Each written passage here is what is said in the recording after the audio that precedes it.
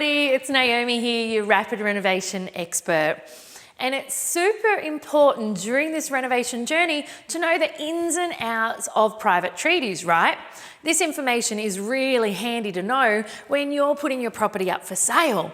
But what about when a house that you've got your eyes on is going to auction? How do you even go about buying it? And how do you avoid getting caught up in that hype and ending up paying way more than you wanted? So auctions can be a little bit more nerve-wracking, and they can be fast-paced, much more fast-paced than a simple sale. And that's why it's good to know the process, even if you're not looking to buy a property at auction right now, because once your business kicks off in renovating, you never know where your next deal is going to come from, and it could actually come from an auction. Now, if you've ever been to an auction before, you would have noticed sometimes it can get a bit crazy, things can be a little fast, and there's a whole bunch of people checking out the property and everyone seems to want a piece of the pie, and it's almost like going to a really busy farmer's market where the guy is standing out the front and bustling the crowd, and he's, got a crate of potatoes and he's yelling $1, $1, $1. It can sometimes feel like that. And it's not a surprise then that auction days can cause some people a little bit of a woozy belly and some grey hairs. Because when you're pitted up against buyers who want to snatch the property just like you, it can start some heated competition, and this can be dangerous. Because getting caught up in the adrenaline of it all could mean that you end up putting your hand up for a dollar figure that you were not prepared to pay. And then the agent brings his hammer down and you're stuck with a property that might not even be worth renovating anymore. So, how do you make sure that you don't go wild on auction day?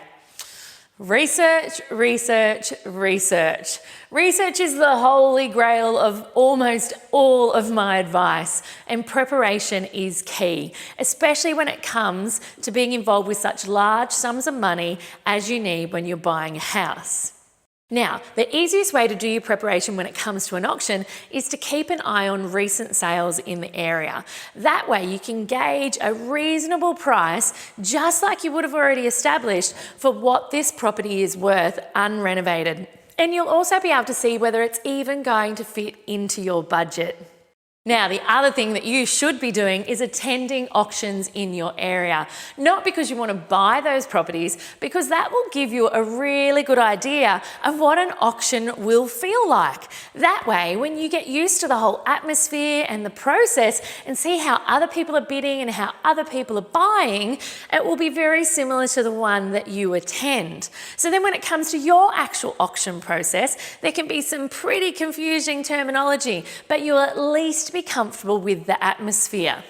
So what I'm going to do now is to help with this terminology, we're going to go through a couple of the main things that you should know before you attend an auction.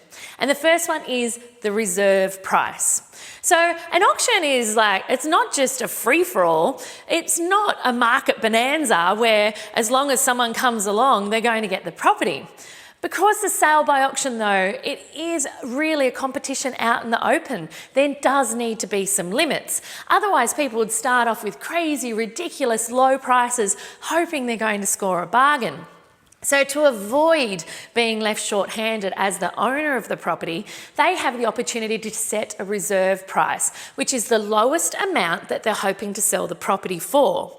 So this dollar figure, you could say, I guess in layman's terms, it's a secret number that people bidding don't know. So if the bidding on the property does not reach this secret price, this reserve, then the agent will generally pass the property in, we'll get to that in a minute, and then start negotiating with the highest bidder and the owners of the properties to see whether they can meet in the middle.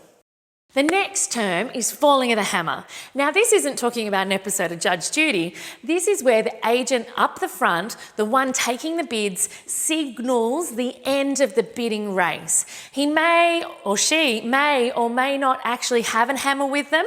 Often it's a rolled up booklet or a rolled up contract that they're using. So whatever they use, this fall of the hammer is usually signaled by the words going once, going twice, sold to the highest bidder. Once the agent says those words, that's it. The bidding is done. No more hand raising and no more adrenaline rushes unless you're the successful bidder.